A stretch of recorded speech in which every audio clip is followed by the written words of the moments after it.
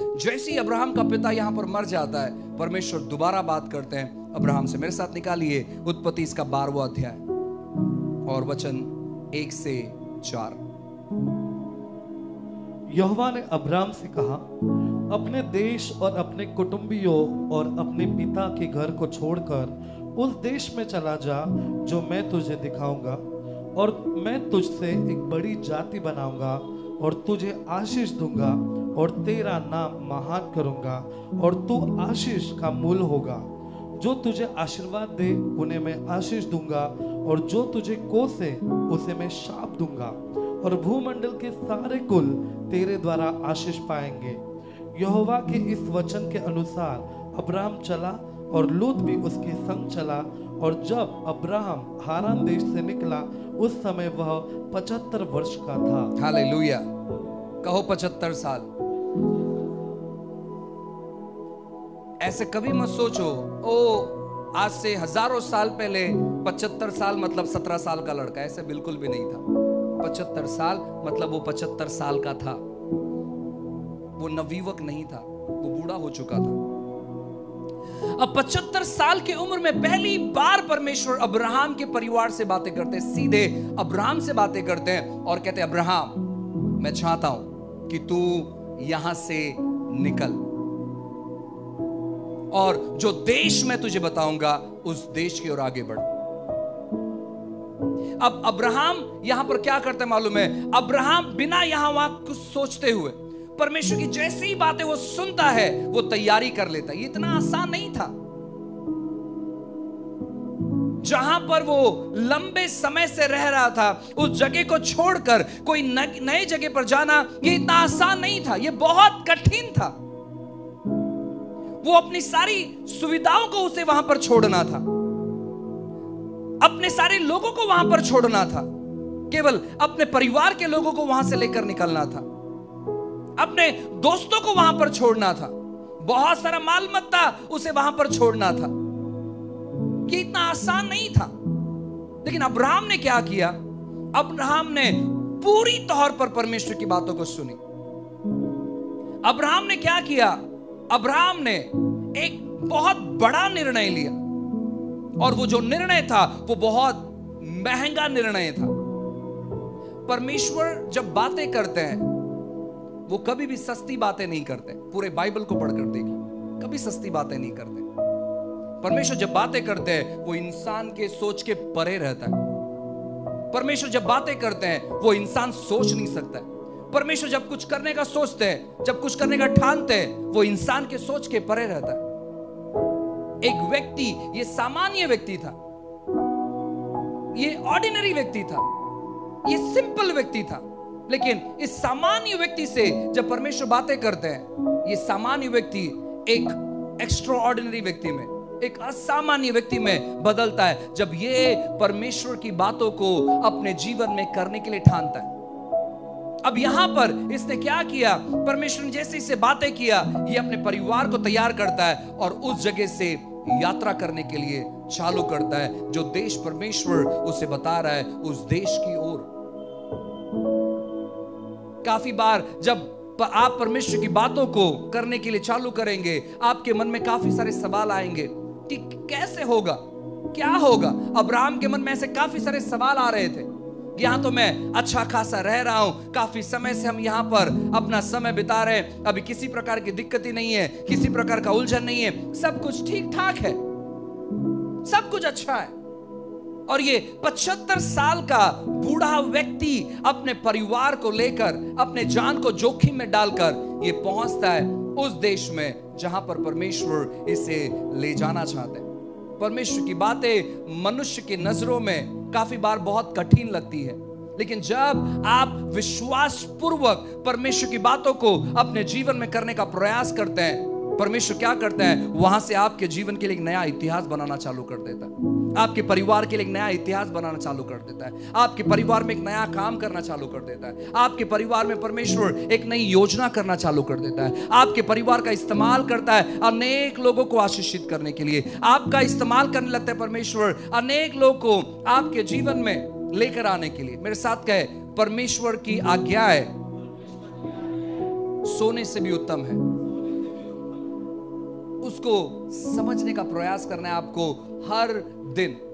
जब आप परमेश्वर की बातों को सुनकर उसके वचन के अनुसार पूरी तौर पर करने की योजना बनाते हैं, आप पूरी तौर पर समर्पित हो जाते हैं, जहां पर आपको दाम चुकता करना पड़ता है। याद रखिए, उस समय परमेश्वर आपके बारे में नई कहानी बना रहे होते हैं। उस समय परमेश्वर आपके जीवन में कुछ नई योजना बना रहे होते हैं। शायद वो योजना आपको कुछ समय तक समझ में नहीं आएगा, लेकिन जैसे दिन बीतता चले जाएगा आप देखेंगे कि परमेश्वर आपके द्वारा अनेक लोगों के जीवन में कार्य करते हुए। आइए मेरे साथ निकालिए उत्पत्ति इसका 17वां अध्याय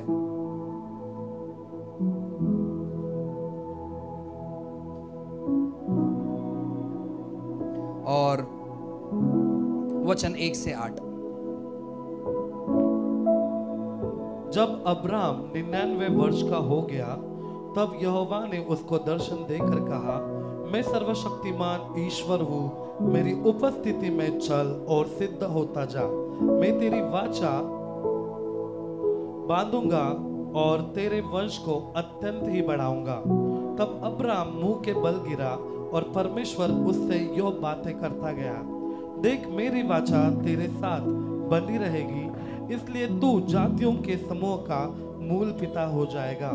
इसलिए अब से तेरा नाम अब्राहम न रहेगा, परंतु तेरा नाम अब्राहम होगा, क्योंकि मैंने तुझे जातियों के समूह का मूल पिता ठहरा दिया है।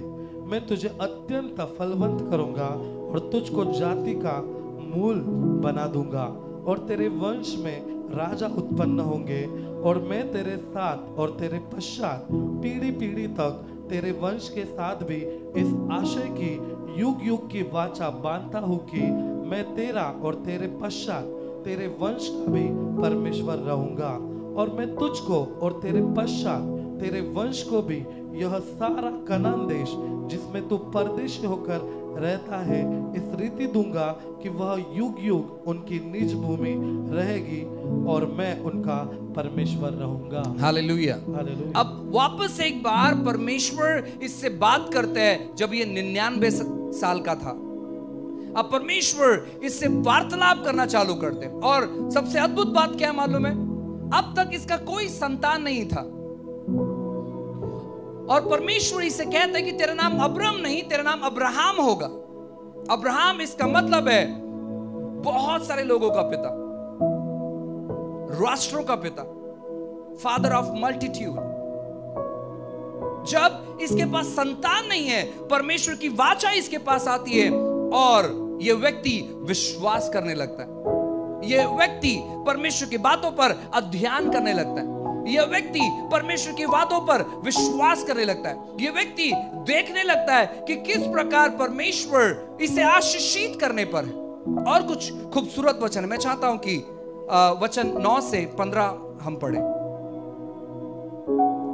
फिर परमेश्वर ने अब्राहम से कहा, तू भी मेरे साथ बांधी हुई वाचा का पालन करना, तू और तेरे पश्चात तेरा वंश भी अपनी अपनी पीढ़ी में उसका पालन करे। मेरे साथ बांधी हुई वाचा जिसका पालन तुझे और तेरे पश्चात तेरे वंश को करना पड़ेगा, वह यह है, तुम में से एक एक पुरुष का खतना हो। तुम अपनी अपनी खलड़ी का खतना करा लेना।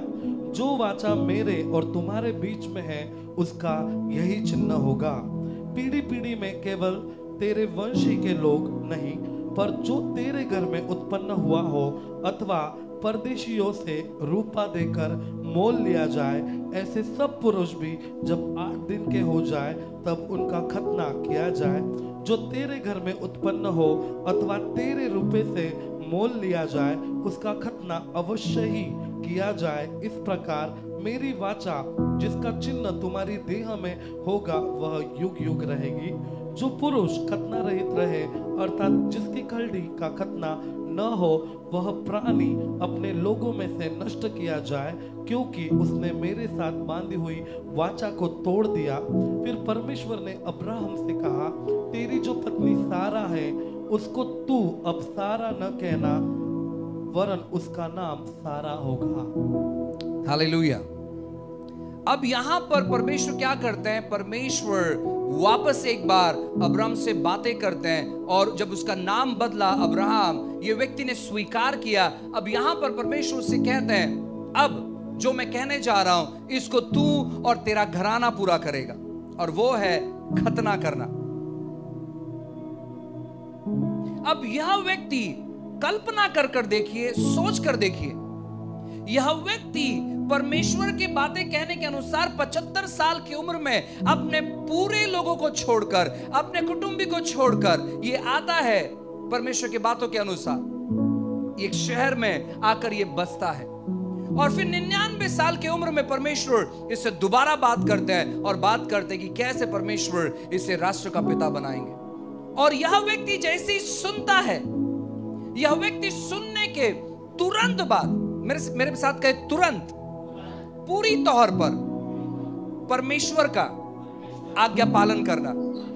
यह इंतजार नहीं करता, ओ एक समय आएगा जहां पर मैं करूंगा, मुझे ये चिन्ह दिखा, मुझे वो चिन्ह दिखा। इसने ऐसे नहीं किया। ऐसे बहुत सारे लोग हैं जो परमेश्वर की बातों को सुनकर इन्होंने आज्ञा पालन किया, लेकिन उनके आज्ञा पालन में बहुत देरी हो गई। अब्राहम ने अपने जीवन में बहुत सारी गलतियां की, लेकिन यह व्यक्ति ऐसा व्यक्ति था जहां पर ये जैसे ही प्रभु इससे बातें करते थे, ये तुरंत उड़ जाता था उन बातों को करने के लिए। ये समय नहीं लगाता था, ये सवाल नहीं करता था, ये प्रश्न नहीं पूछता था, ये इंतजार नहीं करता था, ये वक्त नहीं लगाता था, लेकिन ये क्या करता था मालूम है क्या? यह व्यक्ति तुरंत उन बातों पर विश्वास कर ये अपने कदमों को आगे बढ़ाता था उन बातों को पूरा करने के लिए। और उसी के वजह से परमेश्वर ने कहा, यह व्यक्ति मेरा मित्र है, यह व्यक्ति मेरी बातों को समझता है, यह व्यक्ति मेरे बातों को पूरा करता है। और उसी के लिए व्यक्ति राष्ट्र का पिता कहलाया गया। जैसे ही इसने सुना खतना करना है इसका और उनके लोगों का, यह व्यक्ति सुबह उठता है और अपने लोगों को आज्ञा देता है कि आज के दिन हम सभी लोगों का खतना होगा। यह व्यक्ति इंतजार नहीं करता है, यह व्यक्ति सवाल नहीं उठाता है। उस समय में मुझे नहीं पता कि लोग खतना करवाते थे या नहीं करवाते थे, या यहां से ये खतना का सिलसिला शुरू हो गया। और ये बहुत खतरनाक था, ये बहुत डेंजरस था। आज बहुत सारे फैसिलिटीज अवेलेबल है, बहुत सारे अस्पताल अवेलेबल है, बहुत सारे औजार अवेलेबल है, लेकिन उन दिनों में ऐसा कुछ नहीं था। उन दिनों में ऐसे कोई बातें नहीं थी। इनका एक छोटा सा गलती और लोगों का जान जा सकता था। इनका एक छोटा सा मिस्टेक और बहुत सारे लोग नष्ट हो सकते थे। लेकिन जब परमेश्वर बातें करते हैं तो वो किसी के नाश के बारे में योजना नहीं बनाते। जब परमेश्वर बातें करते हैं तो वो राष्ट्रों को बचाने के बारे में बातें करते हैं। जब परमेश्वर किसी से वादा करते हैं तो परमेश्वर उनके वंशज को आगे लेकर जाने के बारे में वादा करते हैं। हालांकि वहां पर बहुत सारी हानि दिखाई देती है, हालांकि वहां पर बहुत सारी दिक्कतें दिखाई देती है, हालांकि वहां पर बहुत सारी परेशानियां दिखाई देती है, हालांकि वहां पर बहुत सारी ऐसी बातें दिखाई देती है जो इम्पॉसिबल है, जो असंभव है। लेकिन जब परमेश्वर बातें करते हैं और जो भी मनुष्य परमेश्वर की बातों को सुनकर उनका मार्गदर्शन पर चलने के लिए तैयार हो जाता है, वो देखता है परमेश्वर के बहुत सारे अद्भुत कार्यों को। हम काफी बार परमेश्वर की बातों को सुनकर हम सोचने लगते हैं कि ये सब चीज कैसे हो सकता है, ये सब बातें कैसे हो सकता है। लेकिन मैं आपसे कहना चाहता हूं ना, परमेश्वर की बातों को बिना समझे आप जब चीजों करना चालू करते हैं, आप परमेश्वर के राज्य में धन्य गिना जाते हैं। बाइबल बात करता है, धन्य है वे लोग जो मुझे बिना देखे विश्वास करते हैं। देखकर कोई भी विश्वास कर सकता है। आपने परमेश्वर को देखा नहीं, लेकिन आप विश्वास करते हैं कि परमेश्वर है। आप उनके बारे में सुनते हैं और आपका विश्वास बढ़ने लगता है। आपने अपने शारीरिक आंखों से देखा नहीं कि परमेश्वर है, लेकिन आप उस पर विश्वास करते हैं। किसी ने पूछा कि मैं जब तक आपको छूऊंगा नहीं तब तक मैं आप पर विश्वास नहीं करूंगा। और परमेश्वर के धन्य है वे लोग जो बिना देखे मुझ पर विश्वास करते हैं। आप कुछ चीज अनुभव नहीं कर पा रहे, लेकिन प्रभु ने आपसे बातें किया और आप उन बातों को लेकर आप आपके जीवन में चल रहे हैं। परमेश्वर ने शायद पहले भी उससे बातें किया होगा कि मैं तुझे आशीषित करूंगा, तेरा वंश आगे बढ़ाऊंगा, लेकिन 99 साल तक वो अपने बच्चों को देख नहीं पाता है। 99 साल की उम्र में परमेश्वर वापस इसके साथ मुलाकात करते हैं और ये व्यक्ति क्या करता है, वापस एक बार बातों को सुनने के बाद ये देरी नहीं करता है। उसने सुना, तू अपने कुटुंबी को लेकर यहां से बाहर निकल और जो देश में तुझे बताऊंगा उस देश को तू जाना। ये व्यक्ति तैयारी करना चालू कर देता है, ये कोई सवाल नहीं करता है। परमेश्वर इससे बातें करते हैं, इससे वाचा बांधते हैं कि तू अब्राम नहीं अब्राहम कहलाएगा। इस बातों को स्वीकार करता है। वे सवाल नहीं करते कि परमेश्वर आप एक तो बेटा दे दो, राष्ट्र का पिता आप मुझे बाद में बनाना। वो कोई सवाल नहीं करता है, उन चीजों को एक्सेप्ट करता है। परमेश्वर इससे बातें करते हैं कि तुझे तेरे कुटुंबी तेरे लोगों का खतना करना पड़ेगा, और ये व्यक्ति कोई सवाल नहीं करता है। ये व्यक्ति कहता है ठीक है, मैं करने के लिए तैयार हूं।